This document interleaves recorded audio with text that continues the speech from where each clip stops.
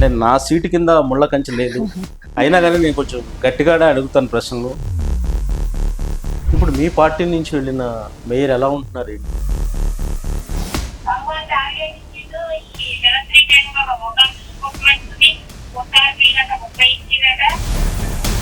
కార్పొరేటర్లు అయితే పార్టీని నమ్ముకుని ఉన్నారు. ఇప్పుడు ప్రభుత్వంలో లేరని చెప్పేసి మేము వదిలేయము, పార్టీతోనే కంటిన్యూ చేస్తామని చెప్పి 2 రోజుల తర్వాత వారు పార్టీ మారినారంటేనే మేము చాలా షాక్ అయినాం. సెల్ఫ్గా తను ఆస్తులో ఇంకేదో కాపాడుకోవడానికి ప్లస్ పదవి పోతుందని ఈ 2 ఆలోచించుకొని వాళ్ళు పోవడం జరిగిందని మేము అనుకుంటున్నాం. బ్రీఫ్గా చెప్పాలంటే హైడ్రా పేరుతో ఏం జరుగుతుంది? అరాచకం జరుగుతుంది, పేద ప్రజల మీద అన్యాయంగా జరుగుతుంది. డెఫినెట్ గా మీరు చూడలేదా? గోప్రవేశం చేస్తారు, తెల్లారవై ఇల్లుకులో. ఎంత బాధాకరం. ఒక ప్రెగ్నెంట్ ఉమెన్ ఉన్నారు, సీనియర్ సిటిజన్స్ ఉన్నారు. ఆ భయంతో చాలా మంది హార్ట్ స్ట్రోక్స్ వచ్చి చనిపోయినారు. రాజకీయ నాయకుల మధ్య విమర్శలు, ఆ మాటలు ఇవన్నీ చూసి యువత రాజకీయాల్లోకి రావాలంటే ఆలోచించే పరిస్థితి. డెఫినెట్గా చాలా క్రిటిసిజం ఉంటుంది, చాలా ఛాలెంజెస్ ఉంటాయి. ఇంకా నువ్వు ఎట్లా ఎదుర్కొంటావు అనేది నీ మైండ్ సెట్ మీద డిపెండ్ అయి ఉంటుంది.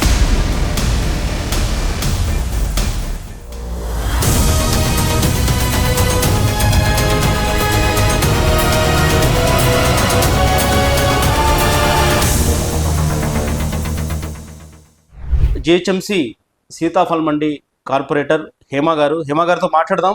నేను నా సీటు కింద ముళ్ళ కంచె లేదు. హేమ గారు, ఏంటి ప్రతిపక్ష పార్టీ నాయకులంటే మీ చేతిలో ఆయుధం ఒకటే తక్కువ, ఆ స్థాయిలో వాళ్ళ మీద రెచ్చిపోతారు, కారణం ఏంటి? మీరు ఆయుధం ఒక్కటి తక్కువ అంటారు, మాటలు చాలు ఎవరికైనా సమాధానం చెప్పడానికి. ఆయుధం కంటే గట్టిగా ఉంటుంది ఏదైనా కూడా. డెఫినెట్గా యాక్చువల్గా నన్ను చూస్తే నేను చాలా పేషెన్స్తో ఉంటాను, చాలా సాఫ్ట్. నేను ఎవరితో గొడవ పడే వ్యక్తిని కాదు.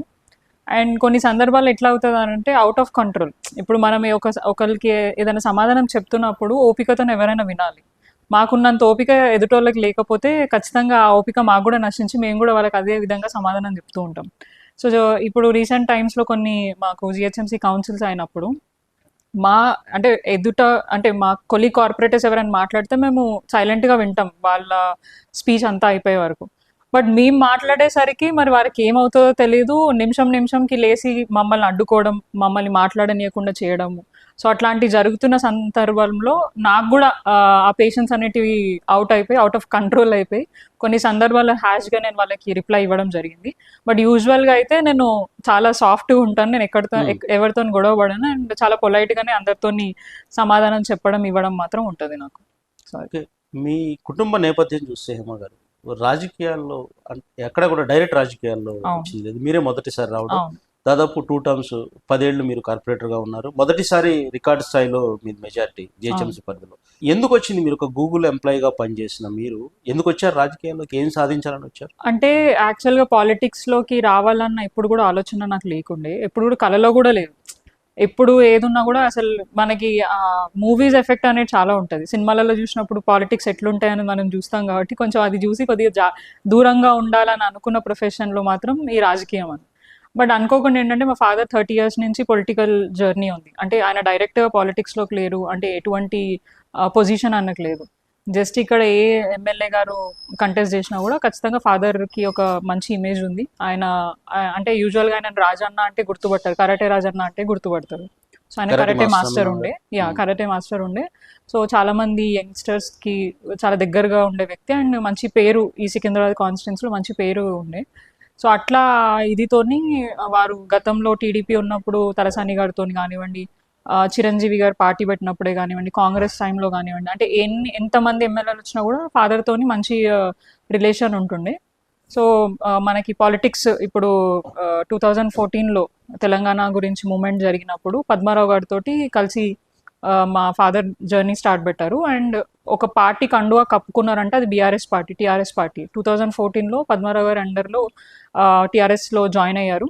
నేను ఏదో మా ఫాదర్కి మా మదర్కి సపోర్టివ్గా జస్ట్ ఏదో ఫ్యామిలీ మెంబర్ లాగా వచ్చిన. అంతకు ముందు వరకు ఏం చేస్తుండేవాళ్ళు? అప్పుడు నేను జెన్పాక్లో వర్క్ చేశాను ఒక 2 years. తర్వాత కాగ్నిజెంట్ గూగుల్లో క్లయింట్కి నేను వర్క్ చేసిన ఆల్మోస్ట్ 7-8 months. ఆ తర్వాత నేను అబ్రాడ్కి వెళ్ళడానికి కూడా హయ్యర్ స్టడీస్కి ప్రిపేర్ అవుతున్నాను. మోస్ట్లీ ఒక 3-4 months అయితే నేను అబ్రాడ్కి వెళ్ళిపోతుండే. అంటే 2016కి ముందు, ఎలక్షన్స్కి ముందు, డిసెంబర్ ఆర్ నవంబర్ ఆ టైంలో నేను అబ్రాడ్కి వెళ్ళిపోతుండే. బట్ అనుకోకుండా మా ఫాదరు ఇక్కడికి పాలిటిక్స్లోకి తీసుకొని వచ్చిండ్రు. సో అంటే ఎమ్మెల్యే గారు కూడా డైరెక్ట్గా అసలు నాకు ఇస్తున్నారని నాకు అవగాహన లేదు. జస్ట్ వచ్చి నీకెందుకు అమ్మ చదువుకున్నావు, మంచి జాబ్ చేస్తున్నావు, ఈ రాజకీయాలంతా నీకు అవసరమా అని చెప్పేసి ఇంకా ఎమ్మెల్యే గారు అంటే మా ఫాదర్ జస్ట్ ఒక చూపు నాకు కొంచెం ఏదో ఏదో డిఫరెంట్గా అనిపించింది.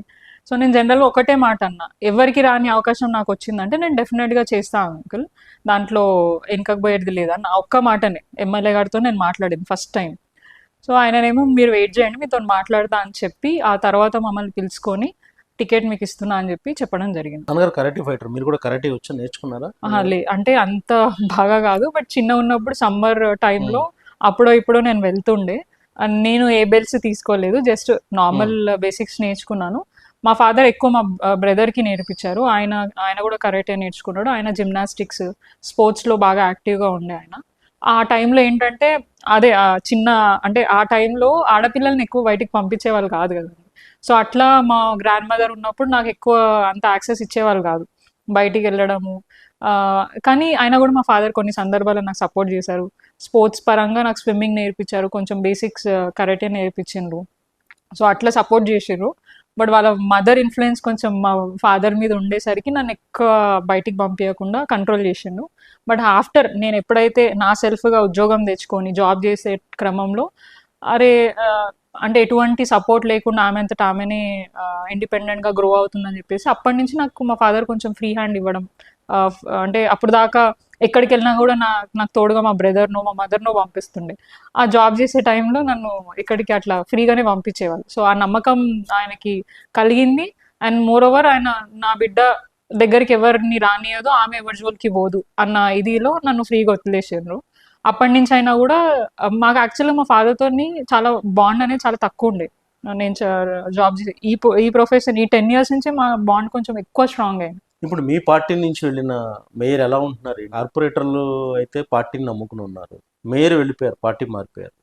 ఎలా ఉంది ఇప్పుడు పరిస్థితి? ఏమైనా మారిందా? ఈక్వేషన్స్ మారాయా? చాలా మారాయండి. అంటే యాక్చువల్గా ఫస్ట్ ఆఫ్ ఆల్ ఫ్రాంక్ గా చెప్పాలంటే మేయర్ అని ఆమెను ఎప్పుడు అనుకోలేదు. ఎందుకండి? గతంలో ఉన్నప్పుడు అయినా సెకండ్ టైం అయ్యేటప్పుడు తన పేరు వచ్చేంత వరకు కూడా తను మేయర్ అని చెప్పేసి ఎవరు కూడా అనుకోలేదు. వేరే క్యాండిడేట్స్ ఉండే వాళ్ళని అంటే ఈక్వేషన్స్ బీసీ అని చెప్పేసి వేరే వాళ్ళని అనుకోవడం అట్లా ఇట్లా చేసిండ్రు. సడన్ గా కేశవ్ సార్ వాళ్ళ డాటరు తన అది ఇది అని అంటే ఇక అధిష్టానం ఏది చెప్తే అది మనం వినాల్సిందే. సరే అని చెప్పేసి కేసీఆర్ గారు వారి పేరు ప్రకటించిండ్రు. మేమందరం కూడా వారికి మద్దతు తెలిపినాం. ఆ టైంలో కూడా బీజేపీ వాళ్ళతోని కొన్ని ఇష్యూస్ ఉన్నా కూడా వారిని డిఫెండ్ చేస్తూ మేము చాలా సందర్భాల్లో వారికి సపోర్టివ్గా ఉన్నాం.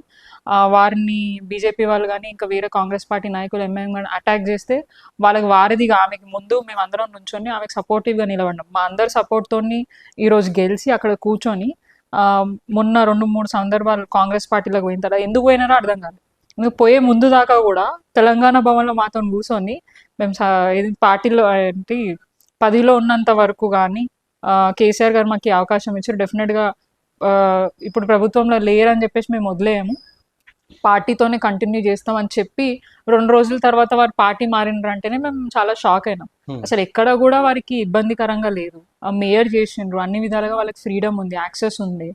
అంటే ప్రోటోకాల్ అంటారు. గతంలో కూడా మీకు తెలిసి ఎందుకు మారారంటారు? ఎందుకు ఇక వాళ్ళ లబ్ధి కోసం అయితే సంపాదించుకోవడానికో ఇంకా ఆస్తులు కాపాడుకోవడానికో అందులో ఉంటే మేయర్ గా కంటిన్యూ చేయరేమో అని. అట్లయినా కూడా స్ట్రెంత్ మాకే ఉండే కదా. ఇప్పుడు మా దగ్గర ఉంటేనే వారికి స్ట్రెంత్ ఉంటుండే. పార్టీ మారితే స్ట్రెంత్ ఎందుకు ఇదైతుండే? పార్టీ మారిన తర్వాత వారు ఏం చేశారంటే చాలా మంది కార్పొరేటర్లు వచ్చేస్తారు, సో మళ్ళీ అవిశ్వాసం పెడితే ఇబ్బంది కాకుండా ఉంటుందని ఆ ఉద్దేశంతో 2 సెల్ఫ్గా తను ఆస్తులో ఇంకేదో కాపాడుకోవడానికి ప్లస్ పదవి పోతుందని 2 ఆలోచించుకొని వాళ్ళు పోవడం జరిగిందని మేము అనుకుంటున్నాం. ఏం చేసినా కూడా పార్టీకి అయితే ద్రోహం చేసిండ్రు. అట్లాంటి వాళ్ళని ప్రజలు కూడా క్షమించారు, పార్టీ కూడా క్షమించదు. రేపటి రోజున హైడ్రా పేరుతో ఏం జరుగుతుంది? అరాచకం జరుగుతుంది, పేద ప్రజల మీద అన్యాయంగా డెఫినెట్ గా.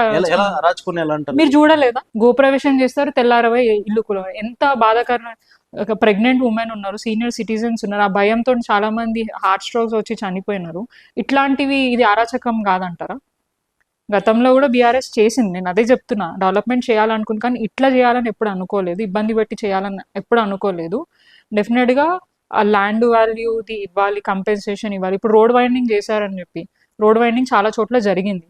అది కూడా గవర్నమెంట్ కొన్ని జాగాలు కూడా గతంలో కేసీఆర్ గారు ఎన్నో అంటే ఏండ్ల మీరు నుంచి అనేది ఫైనల్ గా బాధితులకు న్యాయం చేయలేదు. చేయకుండా హైడ్రా కావాలని అరాచకం చేస్తున్నారు. అది ఓన్లీ మిడిల్ ఇంకొక క్లాస్ నాదొక- ఫ్యామిలీస్ మాత్రమే Yes. జరుగుతున్నాయి. అదే పైన ఉన్న ఎవరైతే పెద్ద వ్యక్తులు ఉన్నారో వాళ్ళకి వాళ్ళని ఎవరు touch చేయట్లేదు. టచ్ చేయట్లేదు. అదే జరుగుతుంది. ఉమ్. తిరుపతి రెడ్డి గారిది ఉంది, కాంగ్రెస్ పార్టీకి సంబంధించిన నాయకులవి కూడా ఇదేంటి బఫర్ జోన్స్లలో దాంట్లో ఉన్నాయి. కానీ FPL ఇప్పటిదాకా పరిధిలో. ఇప్పటిదాకా వాటిని ఎవరిని టచ్ చేయలేదు. ఏమనంటే వాళ్ళకి కోర్టు ఆర్డర్స్ దొరుకుతాయి. మరి వీళ్ళకి టైం ఇవ్వరు. వీళ్ళకి సాటర్డే సండేలు వాళ్ళు పని చేస్తారు, కానీ వాళ్ళకి మాత్రం మండేలు ఫ్రైడేలు లో కోర్టు ఏంటి ఆర్డర్లు తెచ్చుకొని చెప్పాలి దీన్ని ప్రభుత్వం హైడ్రా సమాధానం చెప్పాలి. డెఫినెట్ గా చెప్పాలి. మీరు ఏం సాధించాలనుకున్నారు? రాజకీయాలకు అయితే అనుకోకుండా వచ్చారు, ఇప్పుడు ఏమనిపిస్తుంది వచ్చిన తర్వాత ఎమ్మెల్యే అంటే కొన్ని సందర్భాలలో కొన్ని ఇన్సిడెంట్స్ అయినప్పుడు మాత్రం డెఫినెట్ గా అరే అంటే ఎంత చేసినా కూడా అల్టిమేట్ గా ఇంకా కూడా మనం క్రిటిసిజం తీసుకుంటున్నాం.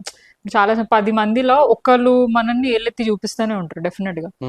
మనము ఎప్పుడు కూడా నెగిటివ్ దాని మీద అరే నేను ఇంత చేసినా ఆమె నన్ను అట్లా అంటుంది ఏంది అన్న దీనికే ఉంటుంది. సో నేను అది ఫోకస్ చేయను. ఏదైతే 9 మంది చెప్పారో నువ్వు మంచి చేస్తున్నావు దాని మీదనే ఫోకస్ చేస్తా, అండ్ దీని గురించి కూడా ఆలోచిస్తా.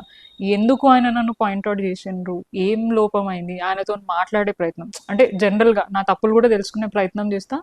దాన్ని సరిదిద్దుకొని ముందుకెళ్ళడానికే నేను చూస్తూ ఉంటాను. సో అల్టిమేట్గా రాజకీయాలలో వచ్చినప్పుడు ఖచ్చితంగా ఓపిక ఉండాలి. ఓపిక అనేది డెఫినెట్గా ఉండాలి. మీరు యువతకి ఏం చెప్పాలనుకుంటున్నారు? రాజకీయాల వైపు చూసే యువతకి మీ మాట ఏంటి?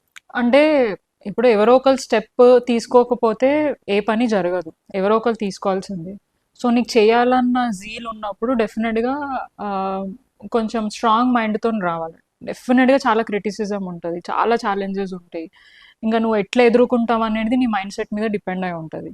సో చేయాలని ఇంటెన్షన్ ఉంది, సర్వీస్ చేయాలని ఉంది. నిజంగా చాలామంది స్వార్థం లేని రాజకీయాలే రావాలని కోరుకుంటా. యంగ్స్టర్స్ ఎవరైనా కూడా పైసలు అనేటివి ఈరోజు వస్తే రేపు పోతాయండి. కష్టపడితే సంపాదించుకోవచ్చు, అవి చచ్చిపోయినప్పుడు మనం తీసుకోము, కోట్లు కోట్లు సంపాదించి తీసుకోము. పేరు మంచిగా ఉంటే ఖచ్చితంగా నువ్వు ఎక్కడున్నా కూడా నీకు రావాల్సింది నీ దగ్గరకు వస్తుంది. నీ కష్టంతో, నీ కష్టం ఏమంటారు పడే కష్టం అనేది వృధా అయితే కాదు. సో 10 మందికి మంచి చేయాలన్న ఆలోచనతోనే డెఫినెట్గా రాజకీయాల్లోకి రండి. అండ్ ఇప్పుడున్న జనరేషన్ వాళ్ళు వస్తే డెఫినెట్గా చేంజ్ అవుతుంది. చాలామంది ఇప్పుడు ఎట్లా అంటే రాజకీయాల్లో సీనియారిటీ అనేది అక్కడి నుంచే వస్తుంది. ఇప్పుడు ఏబిసిడీలు నేర్చుకుంటేనే కదా నువ్వు ఇంకేమైనా మాట్లాడడానికి అవకాశం ఉంటుంది. డైరెక్ట్గా నువ్వు ఏది మాట్లాడడానికి ఉండదు కదా. సో అక్కడి నుంచి ఎవరైనా రావాలి, సీనియారిటీ కూడా అక్కడి నుంచే వస్తుంది. ఇప్పుడు మమ్మల్ని కూడా చాలా సందర్భాలలో కొంతమంది, అంటే ఇది నేను అన్నదాన్ని ఏ రకంగా తీసుకుంటానో నాకు తెలియదు. ఇప్పుడు నేను అనుకోకుండా వచ్చిన నాకు అదృష్టానికి నేనేం కష్టపడకపోవచ్చు, కానీ మా ఫాదర్ కష్టం అయితే ఉంది. ఆయన కష్టంతో నా అదృష్టానికి నేను పార్టీ అంటే రాజకీయాలకు వచ్చిన తర్వాత ఏదో నాకు ఈజీగా వచ్చిందని చెప్పేసి ఆ ఈజీ మైండ్తో లేను. కష్టపడ్డా, ఏమంటారు 100% నా ఎఫర్ట్స్ ఇవ్వాలని నేను కోరుకున్నా కాబట్టి అదే రకంగా నేను వస్తాను. అట్లనే అందరూ అనుకొని రావాలా. యంగ్ మైండ్ సెట్ ఉన్న వాళ్ళు, యంగ్ జనరేషన్ వస్తేనే కొంచెం ఎనర్జీతో వర్క్ చేయొచ్చు. ఇట్లాంటి కరప్షన్ లేకుండా ఉండే ఏమంటారు సొసైటీలో మనం రావచ్చు. అండ్ వచ్చేవాళ్ళు కూడా కరప్షన్ని అవాయిడ్ చేస్తే బాగుంటుంది అనేది నా ఇంటెన్షన్. ఎందుకంటే రాజకీయాలు అంటే డెఫినెట్గా పైసలతోని బాగా సంబంధాలు ఎక్కువ అయిపోయినాయి. వచ్చే జనరేషన్ ఫ్యూచర్లో డెఫినెట్గా అవన్నిటితో కాకుండా మంచి చేసి ప్రజల దగ్గర ఆ పేరుని సంపాదించుకొని రాజకీయం చేస్తే బాగుంటుందని నేను అనుకుంటున్నాను. ఎందుకంటే చాలామంది ఏంటంటే పైసలు పెట్టి రేపటి రోజున ఆ పైసలు కలెక్ట్ చేసుకోవడానికి రాజకీయం చేయడం, అదే కొంచెం అప్పుడప్పుడు కొన్ని చోట్లలో మనం చూస్తూ ఉంటాం. అది చేంజ్ అవ్వాలి. ప్రజలు చేంజ్ కావాలా, నాయకులు చేంజ్ కావాలా, మైండ్ సెట్ పూర్తిగా చేంజ్ అవ్వాలి. ఇప్పుడు ఎవరైనా నాయకుడు వచ్చి నేను ప్రలోభ పెట్టే ప్రయత్నం చేస్తే ఖచ్చితంగా నీ ఓటుని నువ్వు అమ్ముకోవద్దు. నాకంటే స్వార్థం ఉంటుంది నేను గెలవాలని చెప్పేసి, నేను ఎగ్జాంపుల్ చెప్తాను. స్వార్థం ఉంటుంది, నీకు ఇస్తా, కానీ నీ స్వార్థం ఏంటి? మంచి నీతి పన్ను నాయకుడు వస్తేనే నాకు నేను పోయి అడిగినప్పుడు ఖచ్చితంగా నాకు ఎటువంటి ఇది లేకుండా ఆలోచించకుండా సర్వీస్ చేస్తుంది. కానీ నేను అమ్ముకున్నా అంటే డెఫినెట్గా వాల్యూ ఉండదు, నీకు వాల్యూ ఉండదు. నువ్వు పోయి అడిగినాక కూడా ఉత్తగేసినావా నా కోటు, నా దగ్గర ఏం తీసుకోలే, నా దగ్గర ఏం ఆశించలేదని ఇట్లాంటి కొన్ని సందర్భాలు వస్తాయి. సో అట్లాంటి రోజులు పోయి అందరూ జెన్యూన్గా వాళ్ళ నాయకులు ఎన్నుకోవాలా. వాళ్ళు కూడా, ప్రజలు కూడా అట్లనే ఉండాలా. ఇచ్చేవాళ్ళు ఉన్నప్పుడు అన్నా తీసుకునే వాళ్ళు ఉంటారు, తీసుకునే వాళ్ళు ఉన్నన్ని రోజులు ఇచ్చేవాళ్ళు కూడా ఉంటారు. సో ఇది చేంజ్ అయితే డెఫినెట్గా రాజకీయం అనేది డెఫినెట్గా చేంజ్ అవుతుందని నేను అనుకుంటున్నా. అండ్ మోర్ ఓవర్ చదువుకున్న వాళ్ళు వస్తే ఇంకా బాగుంటుంది. అంటే వాల్యూస్ తెలుస్తాయి, ఇంకా కూడా ఇన్నోవేటివ్ గా కానీ ఇంకా మంచి చేయడానికి ప్రయత్నం చేసే ఇది ఉంటది. అంటే నేను ఇప్పుడు క్రిటిసైజ్ చేస్తలే చదువు లేని వాళ్ళు కూడా తెలివి ఉంది. ఆ తెలివితో వాళ్ళు చాలా విధాలుగా వాళ్ళ లైఫ్ ని లీడ్ చేస్తున్నారు రాజకీయ పరంగా. కానీ చదువుకున్న వాళ్ళు వస్తే ఇంకా బెటర్ గా ఉంటదని చెప్పేసి ప్రతి ఒక్కరి ఒపీనియన్ లో నాది కూడా అదే ఒపీనియన్. ఈ ప్రభుత్వం వచ్చిన తర్వాత జిహెచ్ఎంసీ పరిధిలో ముఖ్యంగా ఈ సీతాఫలం పరిధిలో ఇక్కడ ఏం జరిగింది, మార్పులు ఏం జరిగింది? ఇప్పుడు గతంలో మాకు మంత్రిగా ఎక్సైజ్ అండ్ స్పోర్ట్స్ మినిస్టర్ గా మా పద్మనాభం గారు ఉంది. దాని తర్వాత డిప్యూటీ స్పీకర్ వారికి కేసీఆర్ గారితో కేటీఆర్ గారితో మంచి రిలేషన్ ఉంటాయి కాబట్టి ఎలక్షన్స్ కి ముందు అసెంబ్లీ కానీ పార్లమెంట్ ఎలక్షన్స్ కి ముందు మేము చాలా ప్రపోజల్స్ పెట్టినాం. అంటే ఎలక్షన్స్ వస్తున్నాయి, గతంలో కూడా ఎలక్షన్స్ లేకపోయినా కూడా మాకు ఎటువంటి నిధులు కావాలన్నా డెవలప్మెంట్ రోడ్స్ కి కానీ అన్ని కమ్యూనిటీ వర్క్స్ అవన్నీ కావాలంటే కూడా అడగంగానే మాకు శాంక్షన్ చేయడం జరిగింది. ఇప్పుడు ఇక్కడ కూర్చున్న ప్లేస్ ప్రెసెంట్ గా ఇక్కడ ఈ ఆఫీస్ పైన సెట్విన్ ఉంది. యూజువల్ గా సెట్విన్ అనేది మనకి ఆ ఓల్డ్ సిటీ ప్రాంతంలోనే ఉంటుంది. గతంలో స్పోర్ట్స్ మినిస్టర్ గా పద్మారావు గారు ఉన్నప్పుడు వారికి కూడా సెట్విన్ శాఖ ఉండే. సో చాలా మంది విద్యార్థులే కానివ్వండి, మహిళలే కానివ్వండి, కొంతమంది డ్రాప్ అవుట్స్, కొంతమంది సింగిల్ ఉమెన్ విడోస్ వాళ్ళు కూడా ఏదైనా చేయాలి అన్నా మాకు ఉద్యోగాలు పెట్టించండి, మేము మా ఇల్లు గడవడానికి కష్టం ఉంది అని నిరంతరం చాలా మంది ప్రజలు పద్మారావు గారి దగ్గరకు వచ్చినప్పుడు సెట్విన్ లో ట్రైనింగ్ నేర్చుకోండి, దాంట్లో మీకు ట్రైనింగ్ అయినాక సర్టిఫికేట్ ఇస్తారు, దాని త్రూ మీకు ఏమైనా జాబ్ ప్లేస్మెంట్స్ ఉన్నా కూడా వాళ్ళు చేస్తారని తెలిసి చెప్పడం జరిగింది. అప్పుడు 2016-14 ఆ టైంలో. అయితే ఎప్పుడైనా కూడా అక్కడికి వెళ్ళి చదువుకోవాలంటే ఇక్కడ ఉన్న వాళ్ళకి చాలా ఇబ్బంది, వాళ్ళు వెళ్ళలేని పరిస్థితిలో. సో ఇక్కడ ఈ బిల్డింగ్ ఈ ప్రెమిసెస్ అంతా కూడా ఒక ఏమంటారు డంప్ యార్డ్ లాగా ఉంది. ఇక్కడ చెత్త అంతా తీసుకొచ్చి ఇక్కడ పడేస్తుంది. ఒక ఓపెన్ ల్యాండ్ ఉంది, లేబర్ డిపార్ట్మెంట్ కి సంబంధించిన ల్యాండ్ ఉంది. సో ఎవరు పట్టించుకోవట్లేదు. ప్రభుత్వంతో మాట్లాడి ఈ ల్యాండ్ ని మొత్తం క్లియర్ చేసి ఇక్కడ ఒక సెట్విన్ కట్టించి సెట్విన్ అంటే చాలా మంది విద్యార్థులకి computer, beautician, tailoring, hotel management, mobile services అవన్నీ కూడా ఇక్కడ ఏర్పాటు చేయడం జరిగింది. ఇప్పుడు చాలా మంది వ్యక్తులు ఇది స్టార్ట్ అయ్యి కూడా ఆల్మోస్ట్ 5-6 years పైగానే అవుతుంది. సో చాలా మంది మహిళలు, విద్యార్థులు, జెంట్స్ అందరు కూడా వచ్చి ఇక్కడ నేర్చుకొని చాలా మందికి ఇప్పుడు జాబ్స్ రావడం, సర్టిఫికేట్స్, కోర్స్ అవన్నీ కూడా చేశారు. సో ఆ డెవలప్మెంట్స్ చెప్తున్నాను గతంలో ఏం జరిగింది, 1.5 years నుంచి ఏం జరుగుతుంది. దాని తర్వాత కేజీ టు పీజీ అని చెప్పేసి గతంలో కేసీఆర్ గారు ఏదైతే ఉచిత విద్య ఇస్తా అన్నారో ఆ జియో కూడా పద్మారావు గారు పర్సనల్ కేసీఆర్ గారి దగ్గరికి మా దగ్గర ఒక స్కూల్ ఉంది, దాంట్లో కాలేజ్, డిగ్రీ కాలేజ్ పెట్టండి, జూనియర్ అండ్ డిగ్రీ కాలేజ్, చాలా మంది పేదవాళ్ళు ఉన్నారు చదువుకుంటారని చెప్పి ఆ ఫస్ట్ జియో కూడా మా సీతాఫలం మండలికి ఇచ్చి స్టార్ట్ అయింది. ఇక్కడ ఎదురుగానే ఈ ఫంక్షన్ ఈ ఆఫీస్ ఎదురుగానే ఆ స్కూల్ కూడా ఉంది. సో అది కూడా ఒక 3 years చాలా మంది చదువుకొని చాలా మంది స్టూడెంట్స్ పాస్ అవుట్ అయ్యారు. ఆ తర్వాత అక్కడ కంజెస్టెడ్ అయిపోయింది, చాలా పాత బిల్డింగ్ అండ్ చాలా మంది స్టూడెంట్స్ స్ట్రెంత్ పెరుగుతున్నారు, వాళ్ళకి సఫిషియెంట్ క్లాస్ రూమ్స్ లేదని చెప్పేసి మళ్ళీ కేసీఆర్ గారిని రిక్వెస్ట్ చేస్తే 30 కోట్ల నిధులు దానికి శాంక్షన్ చేసి అక్కడ ఇప్పుడు ప్రెసెంట్ పిల్లలంతా కూడా వేరే దగ్గర షిఫ్ట్ చేశాము, అక్కడ చదువుకుంటున్నారు. ఇప్పుడు ఆ కన్స్ట్రక్షన్ కూడా ఆన్ గోయింగ్ ఉంది. ప్రెసెంట్ ఇప్పుడు ఈ 1.5 year నుంచి ఆ వర్క్ ఆగిపోయింది. ఎందుకంటే గవర్నమెంట్ ఇప్పుడున్న గవర్నమెంట్ నిధులు ఇవ్వక, కాంట్రాక్టర్ కి ఫండ్స్ పాస్ చేయక వర్క్ అక్కడ ఆగిపోయి ప్రెసెంట్ స్కూల్ పిల్లలు ఇబ్బంది పడుతున్నారు. ఇన్ కేసు అదే ఫండ్స్ ఇప్పుడు అయి ఉంటే ఆల్మోస్ట్ ఒక 1 నుంచి 2 floors బిల్డింగ్స్ కూడా అంటే కన్స్ట్రక్షన్ అయిపోయి వాళ్ళు కొంతమందికి మేము అకామిడేట్ కూడా చేసే అవకాశం ఉంటుంది. కానీ అది జరగక ఆ వర్క్ అక్కడ ఆగిపోయింది. అదే విధంగా ఇక్కడే పక్కనే కుట్టివేలోడి హాస్పిటల్ అని 60 years పైగా ఒక బిగ్ హాస్పిటల్ ఉంది. మా సికింద్రాబాద్ ఏరియాలో ఏదైనా చిన్న యాక్సిడెంట్ జరిగినా, డెలివరీ కావాలన్నా, ఇంకేదైనా ఆపరేషన్స్ అయినా అయితే గాంధీకి వెళ్ళాలి, లేదంటే ప్రైవేట్ హాస్పిటల్స్ యశోద, అపోలోకి వెళ్లాల్సిన పరిస్థితి. ఈ మా సరౌండింగ్స్ లో పెద్ద హాస్పిటల్స్ ఏవి లేవు, అన్ని చిన్న క్లినిక్స్ ఉన్నాయి. సో దాన్ని కూడా దృష్టిలో పెట్టుకొని 50 to 100 bedded హాస్పిటల్ కట్టేయాలని ఒక 7 crores వరకు శాంక్షన్ కూడా తీసుకుని ఇప్పుడు అది వర్క్ నడుస్తుంది. దానికి నిధులు అయితే గతంలో శాంక్షన్ చేసేది కాబట్టి అవి ఆ పనులు మాకు జరుగుతున్నాయి. సో వచ్చినాయి మేము డెఫినెట్ గా చెప్తున్నాం, రాని దాని గురించి మేము క్వశ్చన్ చేస్తున్నాము. దానిలో కూడా చాలా మటుకు ఏమంటారు కాంగ్రెస్ పార్టీకి సంబంధించి కొంతమంది నాయకులు ఎవరైతే క్యాడర్ ఉంటారో వాళ్ళు వచ్చి మమ్మల్ని ఇబ్బంది పెట్టారు, ప్రోటోకాల్ పాటించడం. అన్ని నియోజకవర్గాల్లో చూస్తారు ఇక్కడ గెలిచింది బీఆర్ఎస్ పార్టీ ఎమ్మెల్యేలని, గతంలో Congress party incharge. Congress party అధికారంలో ఉన్నప్పటికీ బీఆర్ఎస్ అధికారంలో ఉన్నప్పుడు కూడా సహజంగా ఒకవేళ అక్కడ కాంగ్రెస్ పార్టీ ఎమ్మెల్యే గెలిస్తే రివర్స్ లో అక్కడ కూడా కాదు. సేమ్ ఇక్కడ కూడా ప్రోటోకాల్ వివాదం కానీ ఇక్కడ పెత్తనం కార్పొరేటర్ గా మీరున్నప్పటికీ కూడా పెత్తనం వేరే వాళ్ళు నడుస్తుందా, ఎలా ఉంది? అంటే ఇక్కడ పెత్తనం అనేది ఏం అడుగుతున్నాను అంటే పెత్తనం చేయట్లేదు, ఫస్ట్ డిస్టర్బెన్సెస్ చేస్తున్నారు. ఇప్పుడు ఒక మాట మీరు అన్నారు, గతంలో బీఆర్ఎస్ ఉన్నప్పుడు ఎమ్మెల్యేలు ఉన్నప్పుడు ఇబ్బంది అయింది. మీరు ఒక్క ఎగ్జాంపుల్ చూడండి, నేను ఒక ఎగ్జాంపుల్ చెప్తాను.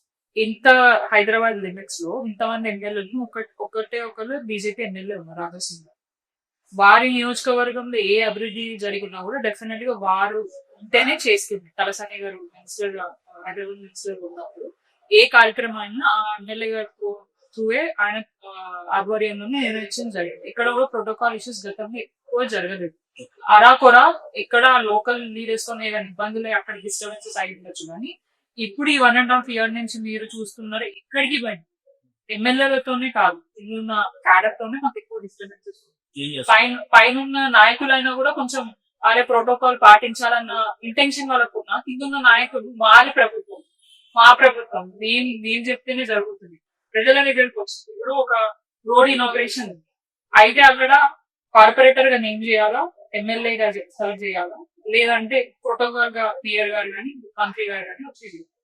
వాళ్ళు ఎవరు లేకుండా మా కూడా తెలియకుండా కొంతమంది వెళ్ళి కేవలం కార్యకర్తలు కండువాలు కప్పుకొని కొబ్బరికాయలు మేము రోడ్డు ప్రారంభించినాం అని చెప్పి చెప్పడం జరుగుతుంది. అది ఎంతవరకు కరెక్ట్?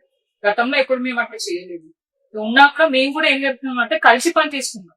ఇప్పుడు ఎలక్షన్ టైం కాదు, ప్రజలకి సర్వీస్ ఇచ్చే టైం. డెఫినెట్ గా ఎలక్షన్ టైంలో కొట్లాడుకుందాం, నీదెంత నువ్వేం చేసినావు ఏంటి అనేది డెఫినెట్ గా ఆ టైంలో మనం మాట్లాడుకోవచ్చు.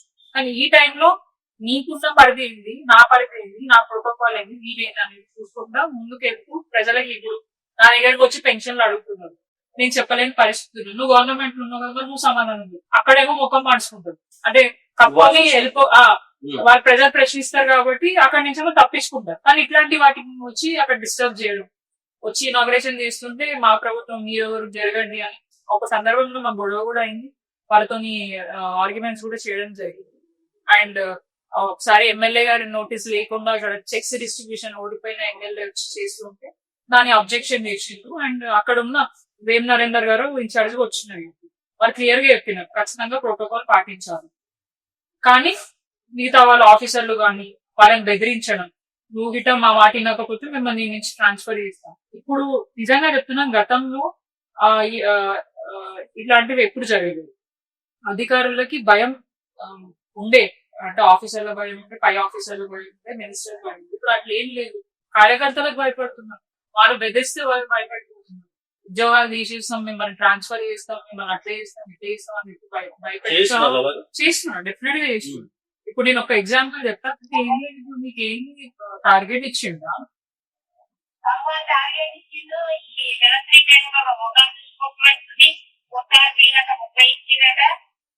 అంటే నాకు తను కాదని వేరే వాళ్ళతో డివిజన్ నుంచి 500 మందిని తీసుకురమ్మన్నారా? అంటే రేపు ఏముంది, ఏం మీటింగ్? కాకపోతే ఏం చేస్తాను, ఆర్పీలో గ్రూప్లలో అవి చేస్తారంట.